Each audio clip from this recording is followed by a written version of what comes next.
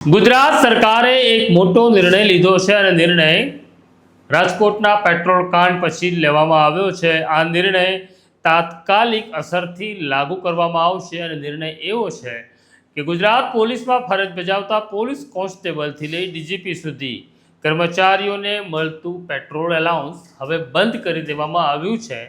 સરકારના ધ્યાનમાં આવ્યું છે રાજકોટના પેટ્રોલ કાંડ પછી કે આ પોલીસ કર્મચારી અને અધિકારીઓ પેટ્રોલ એલાઉન્સ તો લે છે પણ આ પેટ્રોલ પોતાના વાહનમાં ભરવાને બદલે કોઈ બીજી જગ્યાએ ભરાવે છે અને એટલે જ સરકારને આ નિર્ણય લેવાની ફરજ પડી છે કે હવે તમને પેટ્રોલ એલાઉન્સ નહીં મળે। કર્મચારીઓને પેટ્રોલ એલાઉન્સ નહીં મળે એટલું જ નહીં પરંતુ પોલીસ મથકો ઉપર પોલીસની કચેરીઓ બહાર જે મેટલ ડિટેક્ટર લાગેલા હોય છે એવી જ રીતના સરકારે એક ખાસ એજન્સીને કામગીરી સોંપી છે। ત્યાં હવે પેટ્રોલ ડિટેક્ટર પણ લાગશે કારણ કોઈ કર્મચારી કે અધિકારી સંતાડીને પેટ્રોલ પોલીસ સ્ટેશનમાં ન લઈ જાય।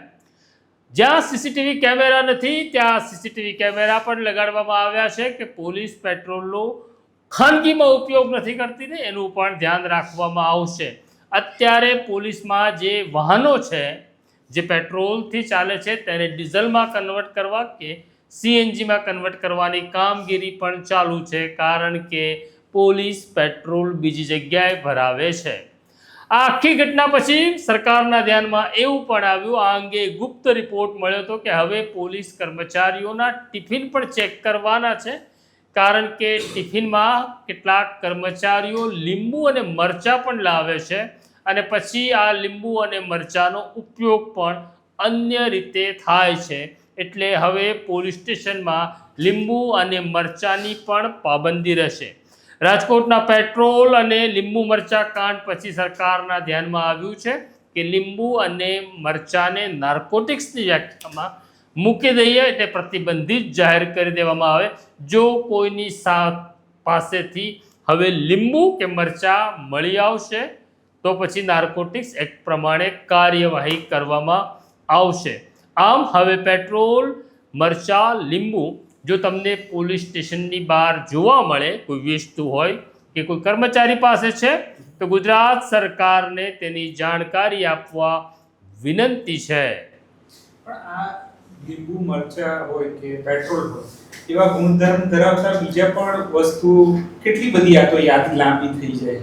કિરણ તને ઘણા બધાના ગુણધર્મ ખબર છે તો મને જરા કહેજે કે આપણે સરકારના ધ્યાન ઉપર મૂકીશું। સરકાર મારે તમને કહેવું છે કે આ કિરણભાઈ પીએચડી થયેલા છે એટલે એવું કહે છે કે લીંબુ મરચાં અને પેટ્રોલ જેવા ગુણધર્મો ધરાવતા અન્ય પદાર્થો પ્રવાહીઓને પણ તમે પ્રતિબંધિતની વ્યાખ્યામાં મૂકો બરાબર છે ને એટલે આ કોઈ જાત અનુભવ નથી ને ઓકે જાત અનુભવ નથી પરંતુ એકાએક આ પેટ્રોલ પંપ આ થાણા વિસ્તારોમાં કે કેમ પાબંદી લગાવી દેવામાં આવી? આ એટલા માટે લગાડી દેવામાં આવી કે રાજકોટના પેટ્રોલ કાંડ પછી સરકારને ચિંતા પેઠી છે કે પેટ્રોલ અન્ય માર્ગે જઈ રહ્યું છે એને રોકવા માટેનો આ પ્રયાસ છે। આની ઉપરાંત કેટલાક ઉદ્યોગપતિઓનો એવો પણ વિચાર આવ્યો છે કે આપણે સાણંદની અંદર એક નવી ફેક્ટરીઓ નાખીએ જેમાં પેટ્રોલ પ્રૂફ અંડરગાર્મેન્ટ્સ બનાવીએ જેથી કોઈ પેટ્રોલનો દુરુપયોગ આપણી સાથે ન કરી શકે। લીંબુ મરચાંનો વાંક એટલો જ હતો કે એ પણ અલગ જગ્યાએ ગયા હતા। આમ તો ટિફિનમાં હોવા જોઈતા હતા અને પેટમાં જવાની જગ્યાએ હોવા હતા પણ એમનો માર્ગ બદલાઈ ગયો હતો। તો બામ હા બંકિમ જૂનો માણસ છે એટલે એને બામ પણ યાદ આવ્યો। એક અધિકારી એવું માનતા હતા કે આ જે ટાઈગર બામ આવે છે માથા ઉપર નહીં કાજળની જેમ આંખમાં આંજવાનો હોય છે એટલે ટાઈગર બામ પણ પ્રતિબંધિતમાં આવે છે। હવે ટાઈગર બામ બજારમાં મળે તો પણ ગુનો દાખલ કરે છે। પણ આ સમજો કે આ બધી જ વસ્તુ પ્રતિબંધિત થઈ જાય પછી નવી ટેકનિકો ના વિકસે? સાહેબ આ માણસનું શું કરવું મને ખબર નથી।